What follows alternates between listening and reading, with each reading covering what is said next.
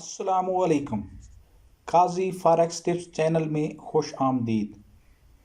काफ़ी दिनों बाद वीडियो अपलोड हो रही है तो आप लोगों को ज़रूर शिकायत होगी, लेकिन इंशाअल्लाह इस वीडियो को देखने के बाद आपकी तमाम शिकायतें दूर हो जाएंगी। एक नई स्ट्रेटजी के साथ हाज़िर हुआ हूँ। गोल्ड लवर्स के लिए एक बेहतरीन स्ट्रेटजी है। जो लोग गोल्ड पे काम करते हैं और स्कैल्पिंग करती हैं उनके लिए ये एक अनमोल तोहफ़ा है। जब आप इसे यूज़ करेंगे तो आपको आइडिया होगा कि ये कितना एक बेहतरीन स्ट्रेटजी है। तो बग़ैर कोई वक्त ज़ाय किए डायरेक्ट टॉपिक की तरफ चलते हैं। तो सबसे पहले इसमें हमने टाइम फ्रेम कौन सा यूज़ करना है, M5 गोल्ड का पेयर हो, M5 टाइम फ्रेम हो, 5 मिनट वाला टाइम फ्रेम। उसके बाद जो इंडिकेटर है वो हमने यूज़ करना है स्टोचैस्टिक RSI को। ये मुख्तलिफ इंडिकेटर्स हैं स्टोचैस्टिक के, तो इसमें जो हम यूज़ करेंगे वो होगा स्टोचैस्टिक RSI। ये बात याद रखिए, RSI भी इसमें ऐड है। वो उसको मैं आपको आगे रीज़न बताता हूँ कि इसको क्यों ऐड किया गया है। तो ये बिल्ट इन है ट्रेडिंग व्यू में। इसको आप देखें, ट्रेडिंग व्यू पे इंडिकेटर्स में जाएं।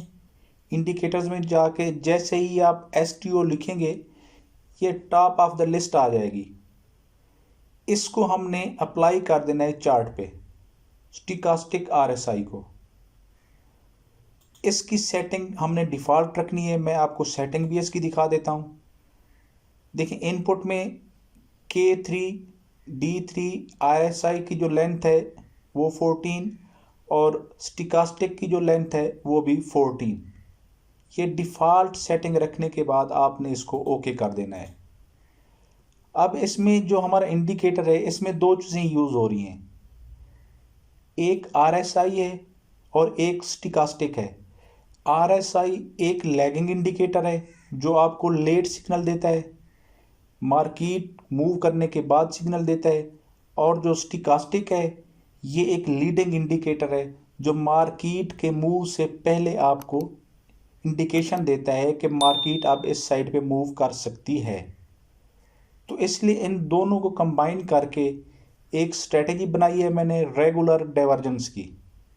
अगर आपको रेगुलर डाइवर्जेंस का आइडिया नहीं है तो स्ट्रेटजी वाले सेक्शन में रेगुलर डाइवर्जेंस की वीडियो भी अवेलेबल है, उसको आप देख के अपना कंसेप्ट मज़ीद क्लियर कर सकते हैं, क्योंकि इस वीडियो में हम सिर्फ इससे रिलेटेड बात करेंगे। रेगुलर डाइवर्जेंस में आपको बेसिक कंसेप्ट तो दे दूंगा, अगर आप इन डेप्थ उसका कंसेप्ट लेना चाहते हैं तो उसकी वीडियो यूट्यूब चैनल पे अवेलेबल है। तो अब स्टार्ट करते हैं। ये इंडिकेटर की सेटिंग में मैंने आपको बता दी, टाइम फ्रेम भी बता दिया।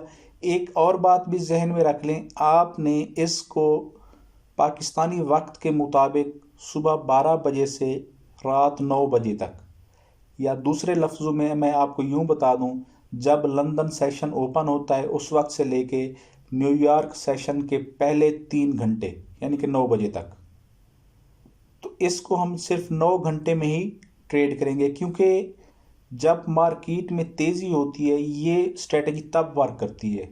अगर आपने जब मार्केट स्लो हो, रेंज में हो, अगर इसको अप्लाई किया तो आपको लॉस हो सकता है। तो इसको आपने सिर्फ एक्टिव सेशन में ही ट्रेड करना है। इसके अलावा एक और बात हमेशा जो मैं कहता हूँ आपसे, अब भी कहता हूँ कि मेरी कोई भी स्ट्रेटजी हो, कोई भी मेथड हो, उससे प्रॉफिट लेने के लिए आपको रिस्क मैनेजमेंट करना पड़ेगी। रिस्क मैनेजमेंट में अगर आपको सिंपल बताऊं कि रिस्क मैनेजमेंट आप किस तरह कर सकते हैं, तो रिस्क मैनेजमेंट सिंपल है कि आपने हर ट्रेड पे इक्वल रिस्क लेना है। अगर आपने अपने मनी मैनेजमेंट प्लान बनाया हुआ है और उसके मुताबिक आप 1 या 2% पर ट्रेड रिस्क लेते हैं, तो जो 2% रिस्क लेते हैं मतलब आपके अकाउंट का 2% $10 बनता है। तो यहाँ पर आपकी हर ट्रेड पे आपका जो SL होगा वो $10 से ना कम होगा ना ज़्यादा होगा। आपने लॉट साइज मैनेज करना है उस ट्रेड के SL के मुताबिक। ये बात अपने जहन में रख लें। क्योंकि इसके बगैर कामयाबी मुमकिन नहीं है। इसके बगैर आप पैसा नहीं निकाल सकेंगे इसमें से, जब तक आप रिस्क को मैनेज नहीं करेंगे। हर ट्रेड पे इक्वल रिस्क ही आपकी कामयाबी है। अगर आप ये करते हैं तो फिर मेरी कोई भी स्ट्रेटेजी यूज़ कर लें, सारी ही प्रॉफिटेबल हैं। तो अब चलते हैं इसको। सबसे पहले तो मैं आपको वो सेटअप दिखा देता हूँ जो एक क्लियर सेटअप होता है। उसके बाद किस तरह के सेटअप आगे आ सकते हैं मार्केट में, उनको कैसे हैंडल करना है वो भी मैं आपको बता देता हूँ। क्योंकि अगर क्लियर सेटअप का आप वेट करते रहे तो आपको बहुत कम सेटअप मिलेंगे, लेकिन अगर आपके पास पूरा इसका नॉलेज है और हर सेटअप को आप ट्रेड कर सकते हैं तो ये आपको बार बार सेटअप मिलेंगे। अच्छा, यहाँ पे देखें, ये एक सेटअप बन रहा है, मैं आपको मार्क करके दिखाता हूँ। यहाँ पे मैंने स्विंग को मार्क किया और नीचे भी स्टोकास्टिक RSI पे स्विंग को मार्क किया। अब आप देखें कि यहाँ पे प्राइस चार्ट के ऊपर प्राइस ऊपर जा रही है, ऊपर की तरफ, लेकिन RSI पे, स्टोकास्टिक RSI पे प्राइस ऊपर से नीचे की तरफ आ रही है। तो इसको हम रेगुलर डाइवर्जेंस कहते हैं, रेगुलर बियरिश डाइवर्जेंस, यही है। अगर आपका कंसेप्ट मज़ीद आप क्लियर करना चाहते हैं तो वीडियो वो अवेलेबल है यूट्यूब चैनल पे, रेगुलर डाइवर्जेंस की, उसको देखें। यहाँ मैं आपको थोड़ा सा बता देता हूँ कि जब प्राइस और इंडिकेटर आपस में अपोजिट मूव करें तो वहाँ उस जगह को हम डाइवर्जेंस कहते हैं। तो रेगुलर बेयरिश डाइवर्जेंस की मिसाल ये है कि प्राइस चार्ट पे ऊपर की तरफ मूव कर रही होगी लेकिन इंडिकेटर पे नीचे की तरफ मूव कर रही होगी। अब इस पे एंट्री कैसे लेनी है, इसका टीपी कहाँ पे रखना है, इसका एसएल कहाँ पे रखना है, ये सारी चीज़ें मैं आपको डिटेल के साथ बताता हूँ। वीडियो का कोई भी हिस्सा स्किप ना कीजिएगा, ये आप ही का लॉस है, क्योंकि इसमें पॉइंट्स होते हैं। अगर एक पॉइंट भी मिस हो जाए तो आप वो प्रॉफिट नहीं ले सकते इससे जो एक वो बंदा ले सकता है जो हर रूल को फॉलो करता है। अच्छा, यहाँ पे देखें एंट्री हमने कैसे लेनी है। एंट्री लेने के लिए हमने नीचे चले आना है स्टोकास्टिक RSI पे। हमने डाइवर्जेंस तो मार्क कर ली, उसके बाद हमने नीचे आके देखना है, कंफर्मेशन लेनी है हमने स्टोकास्टिक RSI से कि जब ये जो ब्लू लाइन है ये क्रॉस करे ऑरेंज लाइन को, तब हमने एंट्री लेनी है। Rule number 1। सेकंड रूल क्या है कि ये लेवल, ये जो ब्लू लाइन है, ये लेवल जो 80 का लेवल है स्टोकास्टिक RSI का, इससे नीचे क्लोज होनी चाहिए, तब हम एंट्री लेंगे। और ये भी जहन में रख लीजिए कि डाइवर्जेंस हमने सिर्फ वहाँ फाइंड करनी है जहाँ मार्केट ओवर सोल्ड या ओवर बॉट एरिया में होगी, 80 से ऊपर होगी या 20 से नीचे होगी, वहाँ हमने सिर्फ डाइवर्जेंस मार्क करनी है। अगर इन दो लेवल्स के दरमियान 80 और 20 के दरमियान कहीं पे डाइवर्जेंस बनती है तो उसको हमने फॉलो नहीं करना। हमने तब उस डाइवर्जेंस को फॉलो करना है जो 80 और 20 से बाहर हो। जिस तरह इस सूरत में जो बेरिश रेगुलर डाइवर्जेंस बन रही है, इसमें जो फर्स्ट इसका स्विंग है उसका 80 से बाहर होना, 80 से ऊपर होना लाजमी है, इसको नोट कर लें। उसके बाद जब हम एंट्री लेंगे, अब सेकंड स्विंग की अगर बात करें तो सेकंड स्विंग इससे ऊपर भी हो सकता है, इससे 80 से ऊपर भी हो सकता है, 80 से नीचे भी हो सकता है, लेकिन ये जो 50 का लेवल है इससे नीचे नहीं होना चाहिए। 50 के लेवल से नीचे अगर दूसरा स्विंग बनता है तो उसको हम ट्रेड नहीं करेंगे। सिंपल से रूल्स हैं, इनको याद कर लें।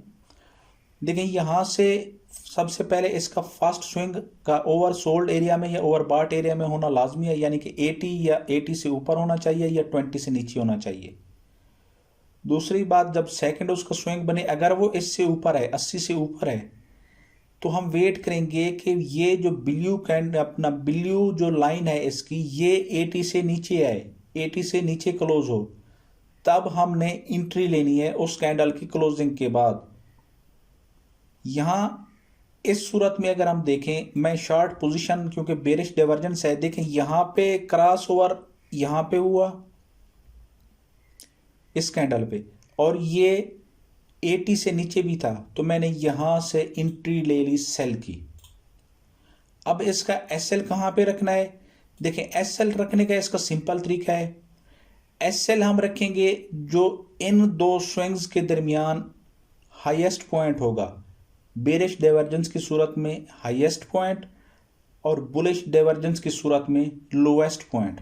यहाँ पे हाईएस्ट पॉइंट ये है, तो इससे हम थोड़ा सा ऊपर रखेंगे। ये याद रखिए, स्प्रेड का डिफरेंस आपने ऐड करना है। यहाँ पे बन रहा है तो हम इससे थोड़ा सा ऊपर रखेंगे। अच्छा, यहाँ पर आप ये बात भी अपने माइंड में रखिए कि अगर आपका एस एल 10 पिप्स से कम बन रहा है तो आपने उसको खुद एडजस्ट करना है। 15 पिप्स मिनिमम आपने उसका एस एल रखना है, 15 से कम ना हो। हाँ, अगर 12-13 है उसको आप एडजस्ट करने की ज़रूरत नहीं है, वो ठीक है। लेकिन अगर 10 से नीचे कुछ बना हुआ है, अगर ये कैंडल यहाँ पे होती, छोटी सी मुख्तसर कैंडल होती है और हमारा एस एल 10 पिप्स का बनता, तो हम इसको ऊपर करके 15 पिप्स तक लेके जाते। अब जो इसका टीपी है, टीपी हमने कहाँ पे रखना है? टीपी रखने के लिए हम उसका 2.5 गुना करेंगे जितना हमारा एस एल होगा।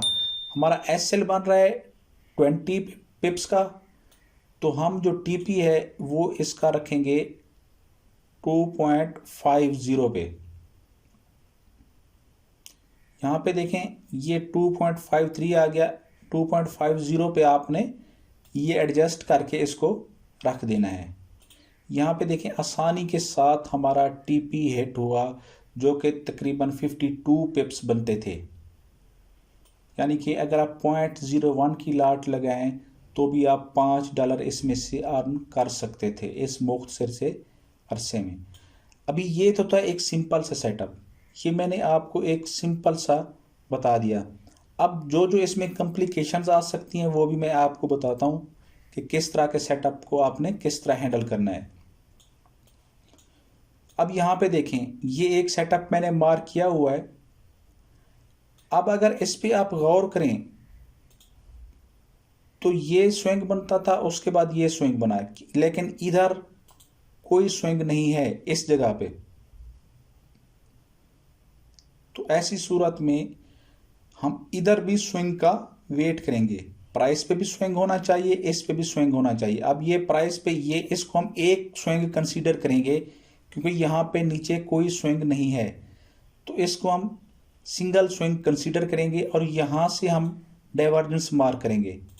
ये मैंने इसको डाइवर्जेंस मार्क कर दिया। देखें, वो रेगुलर बेरिश डाइवर्जेंस थी पिछली, अब ये रेगुलर बुलिश डाइवर्जेंस है। कैसे? यहाँ से मार्केट सेल का ट्रेंड है, मार्केट नीचे आ रही है, जबकि इंडिकेटर पे प्राइस अपना इंडिकेटर ऊपर की तरफ जा रहा है। प्राइस नीचे आ रही है, इंडिकेटर ऊपर की तरफ जा रहा है। अब देखें, अब इस पे हम एंट्री कब लेंगे? क्योंकि ऑलरेडी ये जो 20 का लेवल है, जो फर्स्ट स्विंग बना था वो 20 से नीचे था, अब ये ऑलरेडी 20 के लेवल पर है, तो हम ब्लू कैंडल के क्रॉस होने का वेट करेंगे, ब्लू लाइन के वो ऑरेंज लाइन को क्रॉस करे। अब अगर आप यहाँ पे देखें इस जगह पे, तो इस कैंडल पे आके इसने क्रॉस किया इसको। अब हम यहाँ से इंटर होंगे, इस ब्लू कैंडल के बाद यहाँ से इंटर होंगे। हमारा जो स्टॉप लॉस होगा, स्टॉप लॉस हमने रखना है, देखें, इस पॉइंट से इस पॉइंट के दरमियान लोएस्ट पॉइंट अब ये है, तो हम इससे थोड़ा नीचे रखेंगे। यहाँ तक ये लेवल बन रहा है, इससे हम थोड़ा सा नीचे करके यहाँ पे अपना एस एल रख देंगे। अब इसका टीपी क्या होगा? टीपी उसका वही रेशो रहेगी जो टीपी की हमने, ये देखें, ये 2.89, इसको मैं एडजस्ट कर देता हूँ, ये 2.50 पे, 2.50 या 60, ये 2.50 पे आ गया। ये आपका टीपी हिट हुआ बगैर किसी टेंशन के। अब आगे चलते हैं।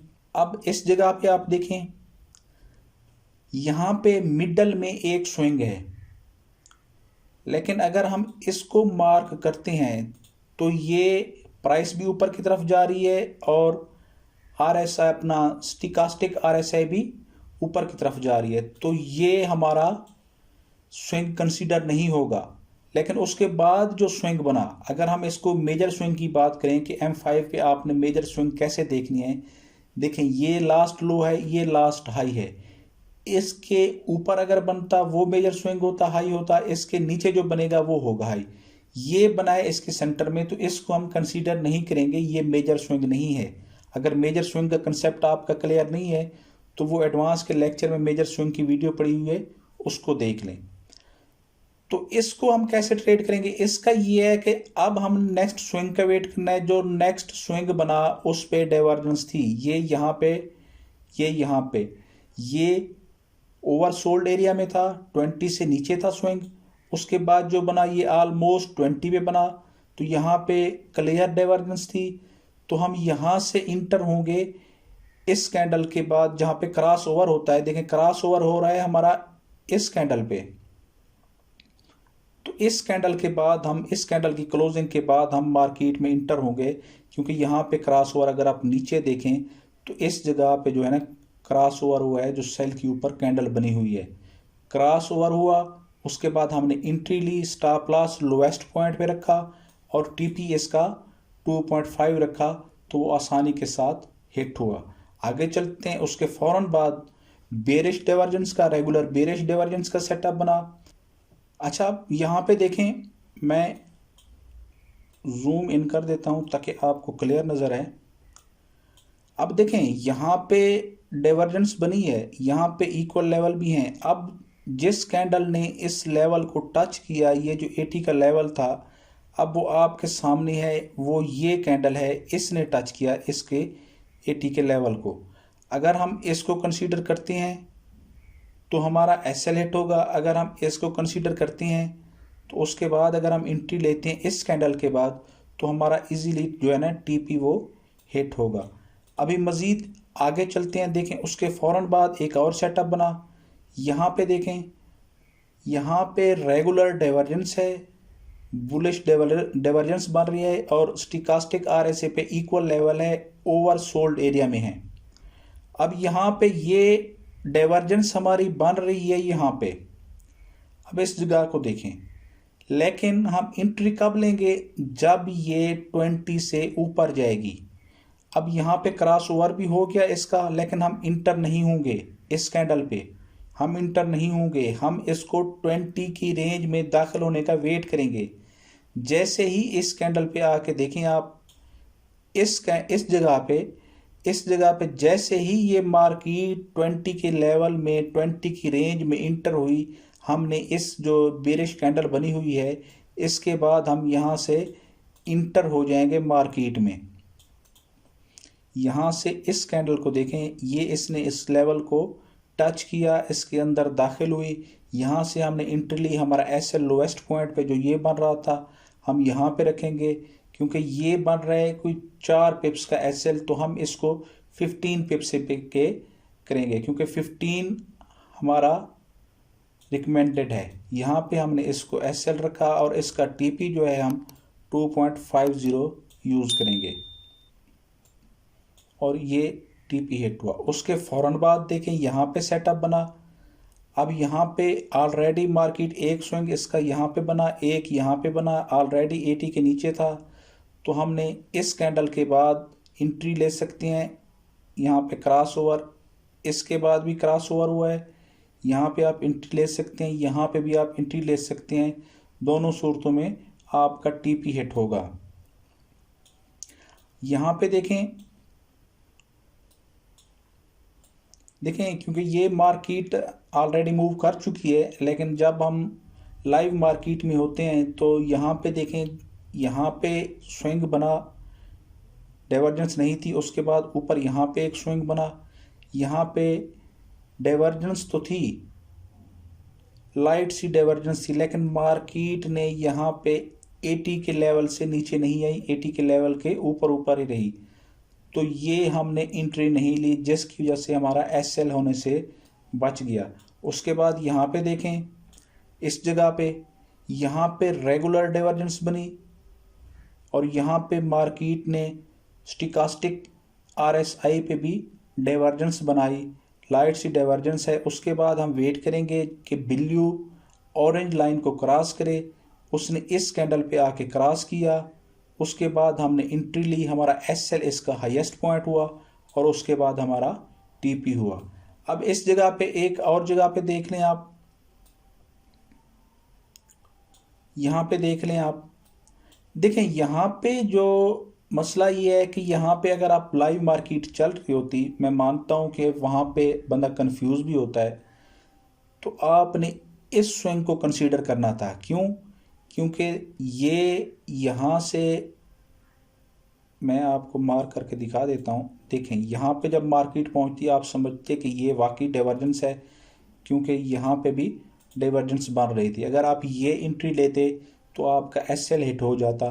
तो SL हिट होना नॉर्मल सी बात है, कोई मसला नहीं है, क्योंकि आपके इस स्ट्रेटजी की RR काफ़ी अच्छी है। तो उसके बाद देखें, उसके बाद मार्केट सीधा नीचे चली आई, स्विंग नहीं बनाया, यहाँ पर आकर स्विंग बना।